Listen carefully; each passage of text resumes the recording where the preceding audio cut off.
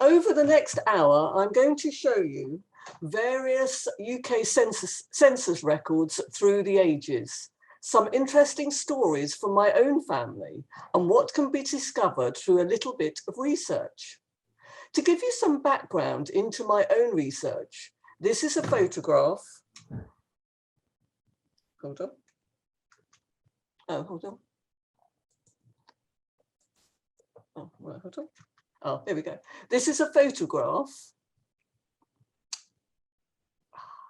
from 2004 during a family trip to South Africa. We met my cousin Paul Jaffa on the right at his home in Cape Town, and he invited a relation called Richard Emden, whose surname was the same as our great-grandmother on my father's side, but we did not know how Richard was related to us. Richard had two family trees, one his direct line and another General Emden family tree. Both of them had no British Emden family on the trees, and this began my journey into exploring our family tree, which started out trying to find the connection to Richard. Over the past 17 years, I have discovered over 7,500 family members, and part of my tree on my father's side now goes back to 1700 in Lithuania. I quickly got to grips with the numerous tools and online records that are available to help anyone in their search to find out their own family history. The census was an integral part in assisting me, and often an eye-opener to my research, bearing in mind that when I first started my research, the last census available was the 1901, until in 2012, the 1911 census was released due to the 100-year rule imposed by the British government. I was fortunate to have had all my great-grandparents here in the UK, which means that my family are on the 1881 UK census. In 2011, after making a momentous discovery at the National Archives in Kew, my genealogy story was published in Woman and Home magazine and the Woodside Ark. Oh, well, wasn't this slide? Oh, the slide's not, oh, here we go. The census, the beginning. So let's start with some history of the census.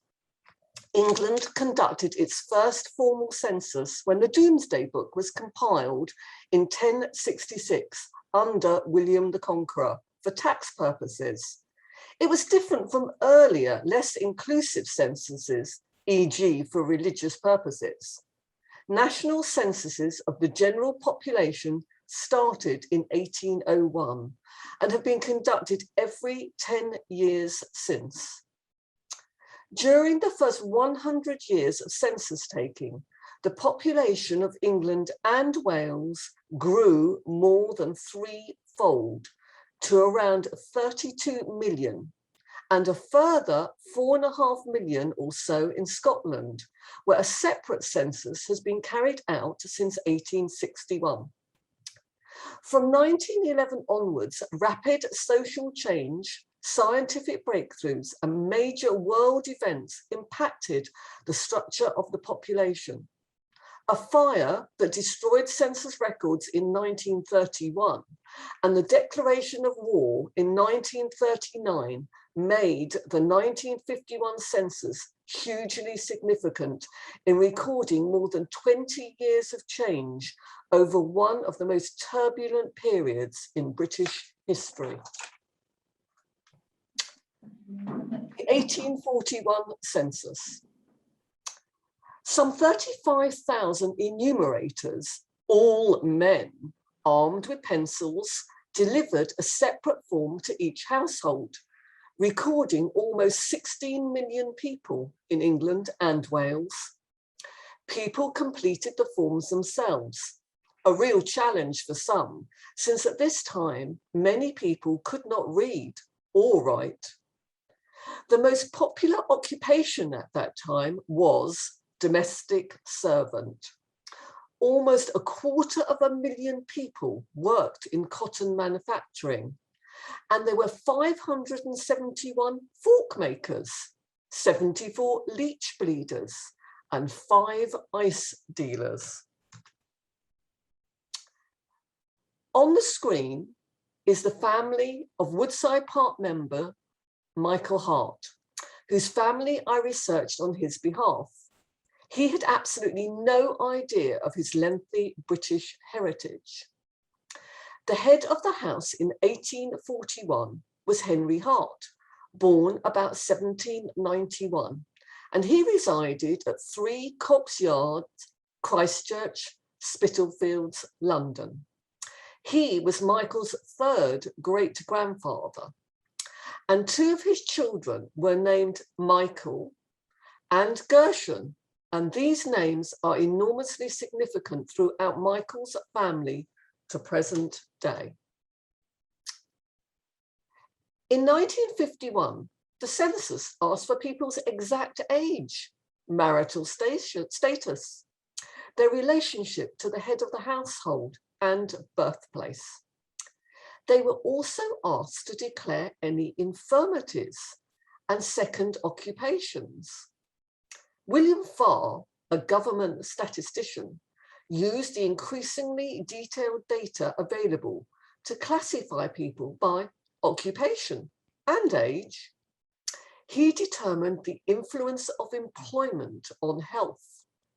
He concluded that miners die in undue proportions.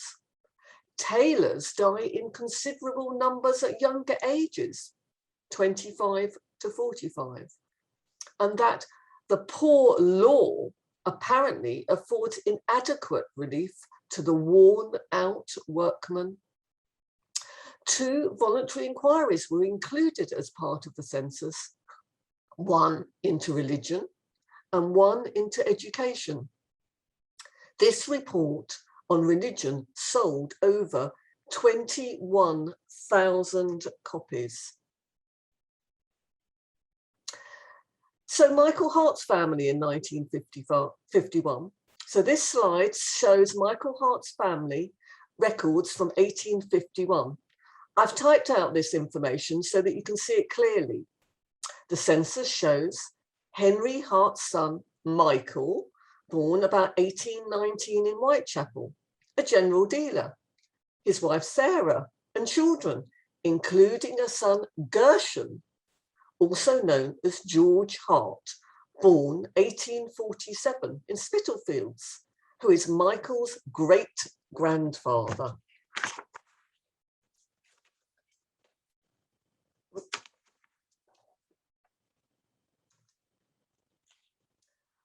An enumerator in Preston, in 1861, a enumerator in Preston was shocked by the poverty of a neighbourhood in his patch and was at pains to point out one particular aspect of the deprivation he found there, namely the serious insufficiency of convenience for the easement of nature. For the first time, the census in Scotland was conducted under separate legislation by the newly created Registrar General for Scotland.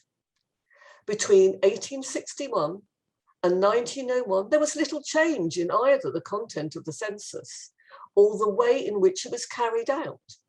However, over the decades, tables became more and more sophisticated, and the more commentaries more and more detailed.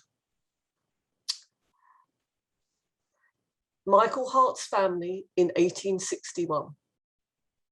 In 1861, you can see here the Hart family were living in Petticoat Lane. George is aged 14, living with his parents, Michael, a boot and shoe dealer, and his mother, Sarah, and siblings, Phoebe, Elizabeth, and Phronsie, plus his grandmother, Elizabeth Hart, and a servant. Michael Hart is our Michael Hart's 2nd great-grandfather. 1871 census.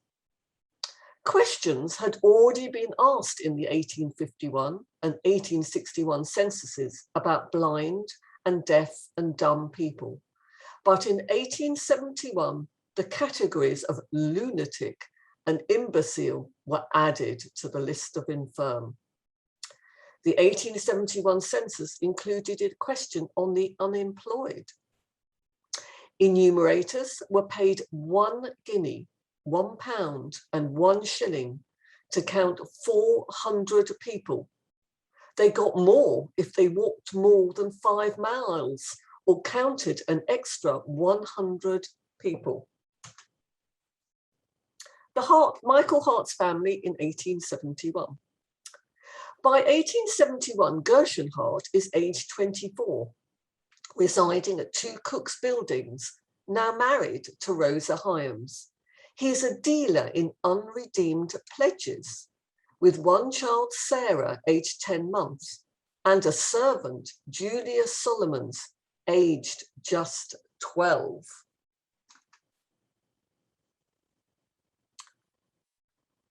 (1881) census. In 1881, the Registrar General commented on the question which asked whether any lunatics, imbeciles, or idiots lived in the household, saying it is against human nature to expect a mother to admit her young child to be an idiot. However much you may fear this to be true, to acknowledge the fact is to abandon all hope. Inquiries into infirmities stopped after 1911. One woman gave her title as maid of all work, her occupation as slave, and a handicap as scarcity of money.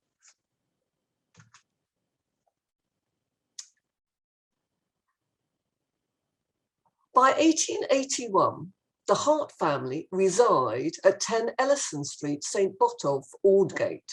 George, now aged 34, has 5 living children, including a son named Michael, aged 8, Emmanuel, aged 6, and Simeon, 3 months. My own Rosenhead family in 1881. My own family are recorded for the very first time on the 1881 census. My great-grandfather's brother, Samuel Rosenhead, is living as a lodger with the Harris family in Leeds. But I now know that all is not as it seems, and this will be revealed a little later on.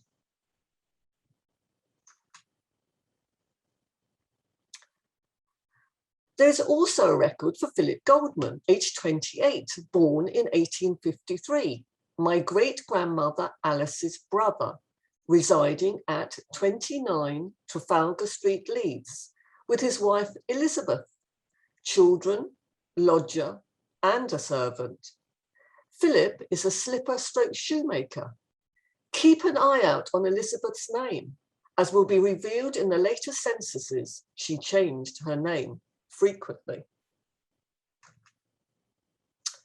The 1891 census. A question was introduced about the number of rooms in each household in response to fears of overcrowding in industrial cities. For the first time, women census takers were employed.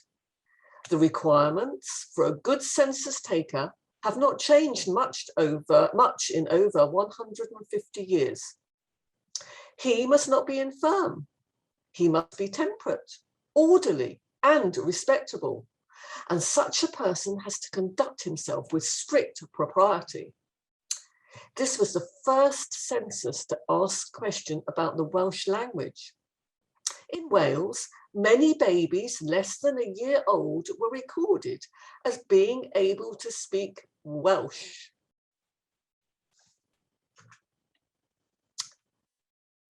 (1891) census.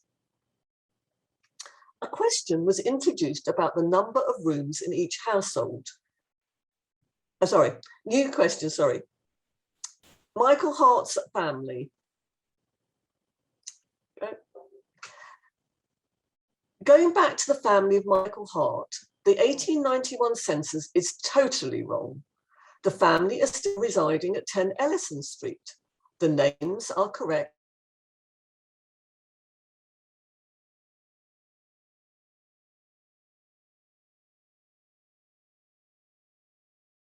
And is recorded as age 7. This shows that you can't always trust what is written in front of you. My own Rosenhead family in 1891. In my own family, my great-great-uncle, Sam Rosenhead, is now married and living with his wife in Hope Street, Leeds.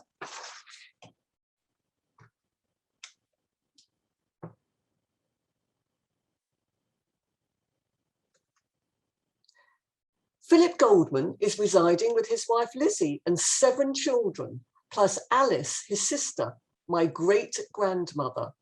Sarah, his niece, a servant and a lodger are all living at 30 Trafalgar Street, Leeds.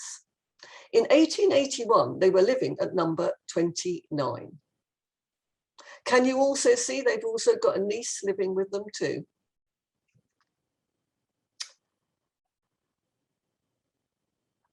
The 1901. The census recorded a good measure of the population in work, around 8 in 10 of the total male population, and almost 1/3 of the total female population regarded themselves as being occupied. A mock-up of the census was also produced in Yiddish for the benefit of the large Jewish population living in the East End of London. The total population of England and Wales had by then reached in excess of 32.5 million people. Looking at Michael Hart's family, Rose is now a widow and head of the family, living with her 6 children and 2 grandchildren, Esther and Miriam.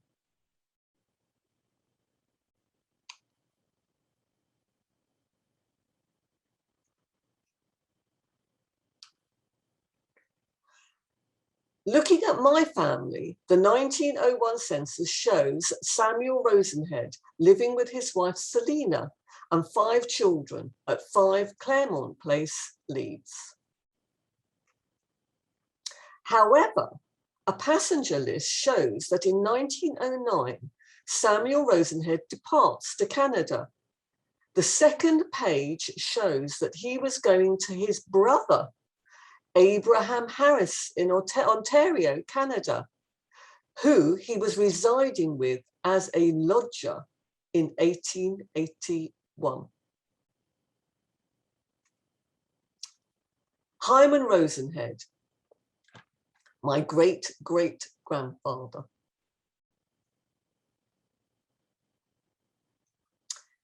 In the household of Hyman and Alice Rosenhead, the census shows her mother, Gittel Goldman, born about 1836, residing with them. Note, years later, I was able to find the burial stone of a Gertie Goldman, who died in Leeds on the 19th of December, 1909. Translation of her Hebrew name revealed that her father's name was Clonimus, and that is why several of the Goldman grandchildren, great-grandchildren, were named Calman, Coleman, or Charles. Residing in Trafalgar Street, Leeds, at number 24, Elias Rosenhead and family. At 50 Trafalgar Street was Morris Goldman and his wife Polly, née Rosenhead. And at 25 Trafalgar Street was Barnet Goldman and his family. Philip Goldman was at number 12 St. George's Terrace, and his brother Louis was at number 14. Note here, a brother and a sister married a sister and a brother. It is always important to look down through the census pages to see if any other family members are residing in the same road. The 1911 census. 1911 was the first high-tech census. It was also the first to have enumerators transcribe information from the schedules into their own records books. Hence, the archive record of the householder's schedule remained the master entry. And for the first time, researchers and genealogists now accessing the records online are able to view their ancestors' handwriting. Separate questions asking about occupation and industry were introduced, and a special inquiry into marriage and fertility was carried out at the same time, to shed light on why the birth rate had been falling since the 1870s. Suffragette Emily Wilding Davidson hid in a broom cupboard at the House of Commons. The 1911 census records confirm she was indeed enumerated as a resident there. One man described an occupant of his house as Peter Tabby and lists his occupation as Mouser. His nationality is Persian. The enumerator has crossed out the entry with red ink and noted sternly, "This is a cat." Hart family in 1911. Michael Hart's grandfather, Michael, married in the Great Synagogue in 1904 to Annie Jacobs. And by 1911, they had 4 children, including a son, Gershon George, and he was Michael's grandfather, born in 1911.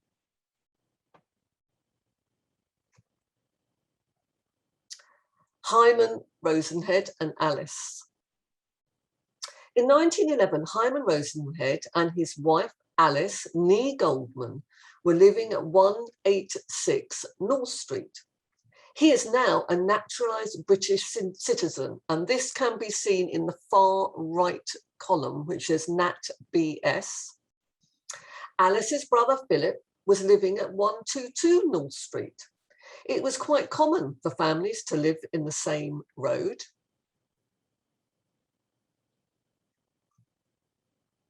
Philip Goldman. In 1911, Philip Goldman had been married for 38 years to Elizabeth, then Lizzie, then Tilla. But the length of the marriage shows that she was one and the same person, but liked to change her name. They had 12 children born alive, 10 living, and 2 had sadly died, and were fortunate to live in a home with 10 rooms and a general servant. Their grandson, Sidney Goldberg, was also residing with them, and he was born in Bristol. The 1911 census is the last census available to the general public.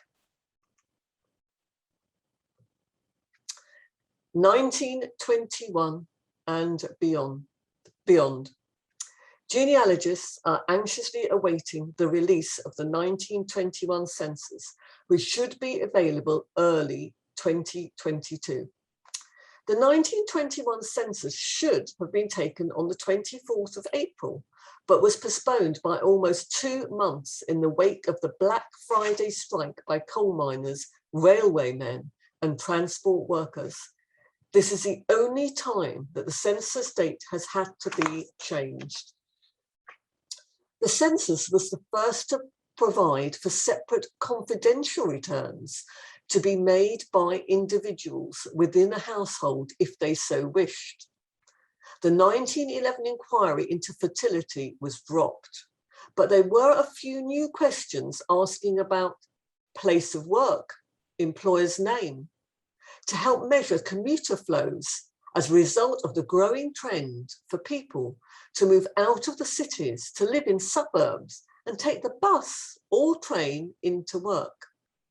From 1921 onwards, the census has asked increasingly detailed questions about educational qualifications. 1931. A question on the usual residence was introduced to reflect greater public mobility and provide more accurate counts as to where people usually lived, not just present in the household on census day. Reflecting the very high levels of unemployment in the late 1920s and early 1930s, and a decline in mining and shipbuilding, the census also asked about the occupation and industries of people who had been out of work for some time and who had no prospect of similar employment in the future. Questions on education, dependency, orphanhood, houses being built, and places of work were left out to make the question content lighter. The new provisions of the 1920 Census Act allowed a census every 5 years, so such questions could potentially have been reintroduced in the 1936 census. As it was, there was no census in 1936, and the records for the 1931 census for England and Wales were destroyed by fire in December 1942, preventing any further statistical analysis. 1931 was the first census to make public broadcast on radio. The BBC arranged 6 weekly talks on numbering the people, ending with the Registrar General giving advice on census night about how to fill in the census form. The 1939 Register. In 1939, there was a national register. This is not to be confused as a census. The 1939 Register provides a snapshot of the civilian population of England and Wales just after the outbreak of the Second World War. It is not subject to the government's 100-year rule and therefore readily available to researchers. This register provides the most complete survey of the population of England and Wales between 1921 and 1951, making it an invaluable resource for family, social and local historians.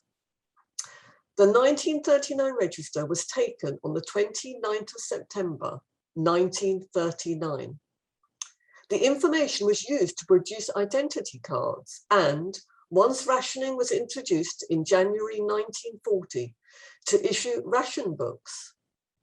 Information in the register was also used to administer conscription and the direction of labour, and to monitor and control the movement of the population caused by military mobilisation and mass evacuation. The 1939 Register was designed to capture the details of every member of the civilian population on a specific date. Military personnel were not recorded.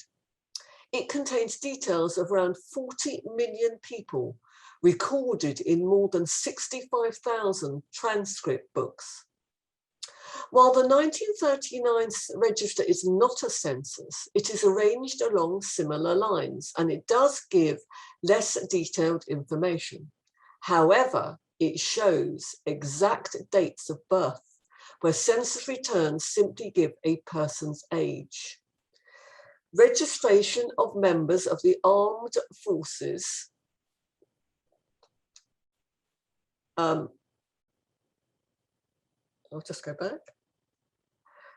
Registration of the members of the armed forces was dealt with by the military authorities. So the 1939 Register does not include service personnel in military, naval and air force establishments, nor does it include members of the armed forces billeted in private homes, including their own homes.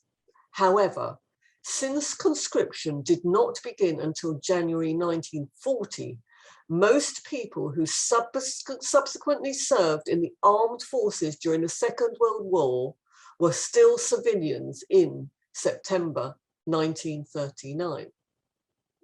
Wolf Abrahams, my great-grandfather, is living at 17 Morrill Street, Leeds. Occupation is recorded as a garage proprietor with his wife Rebecca, as well as a servant. Dates of birth are recorded. At 29 Morrill Street is his married daughter, Lena Lewis, with her husband and daughter. Louis Rosenhead, my grandfather, is living with his brother, Solomon. Note that living people are crossed through. At a later date, married women may have their maiden name handwritten above in red by clerks, and single women may have their married name handwritten above at a later date, all useful for us genealogical researchers. 1951. There was no census in 1941 and only limited population information from the 1939 National Register, making the 1951 census highly significant in tracking changes in society over 20 years. The census revealed that the population of Britain had exceeded 50 million. It was the first census to ask about household amenities, outside toilets, as Britain began to clear slums and rebuild housing after World War II. Questions about fertility and duration of marriage were reinstated.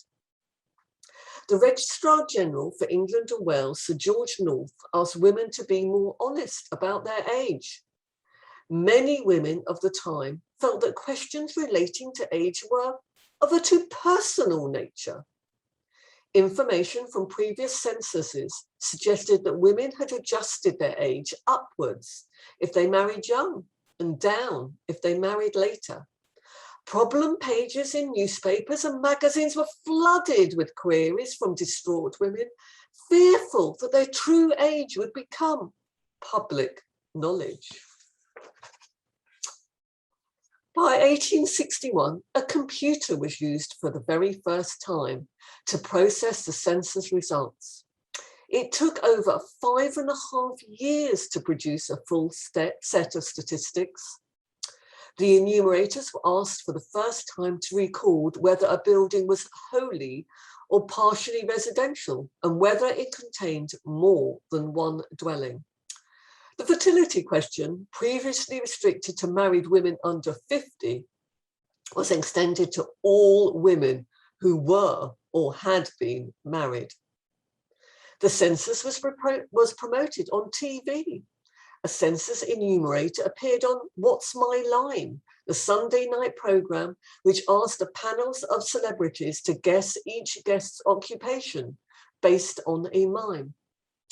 Afterwards, the Registrar General Michael Firth observed, "The effect of her appearance on the previous evening was to ease the enumerator's job of distributing schedules on the Monday. No longer were there blank, apprehensive and inquiring householders. Instead, there was ready cooperations when the enumerators called." 1971 census. A question on income tested in 1968 and 1969 wasn't included. Tests showed that this was unpopular and could undermine response rates, and there were strong grounds to question the accuracy of the answers. Still, there was no income questions on the census questionnaire. For the first time, enumerators used ordnance survey maps so they could reference locations according to the national grid system.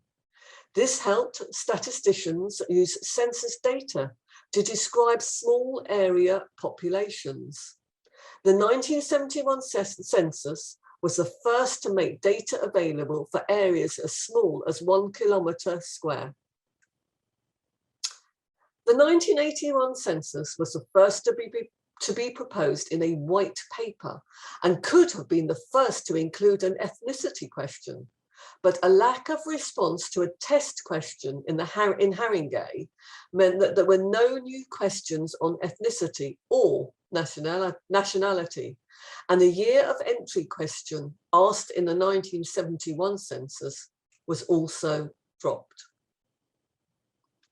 The 1991 census for Great Britain revealed that 90% of the population lived in urban areas, compared with just 16% in 1831. The average size of household had fallen by half in 100 years. Determined to count everyone, field staff even left census forms in the shelters on Ben Nevis. There was much discussion in 1991 about the impact of the poll tax on the census return. In the end, an estimated 98% of the population in England and Wales completed and returned their census forms.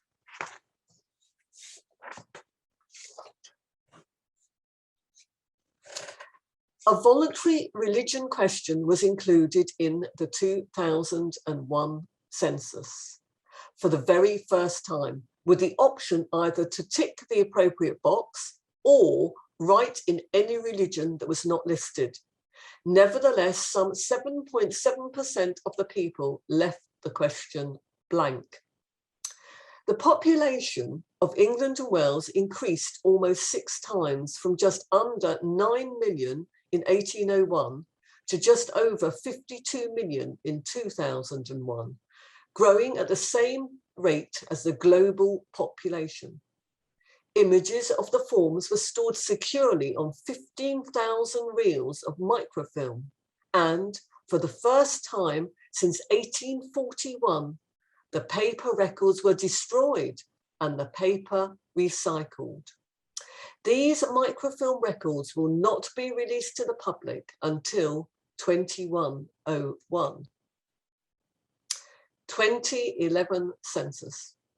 In 2011, new topics covered included second addresses, intention to stay, national identity, main language, English language proficiency, and passports held. A question about income was again tested and dropped. For the first time in 2011, people had the option to respond online. 16% of census return forms were completed online. Questionnaires were posted out to all addresses. They were tracked from printing to processing. Follow-up teams were targeted on poor response areas. First results were published in July 2012, just 16 months after the census day. The population of England and Wales passed 56 million. Beyond 2011. The Beyond 2011 programme is reviewing the future needs for information about the population and housing in England and Wales, and how these records might be met, how these needs might be met. Well, we all recently completed the 2021 census, which was taken on Sunday, the 21st of March, 2021. This was the 22nd full census of Great Britain. The information gathered from this census will help a range of organisations plan for the future. For example, local government use the information to help plan services such as schools, hospitals, and rubbish collection in your area. Businesses use it to decide where to set up, which creates job opportunities. Charities also use census information to help get the funding they need.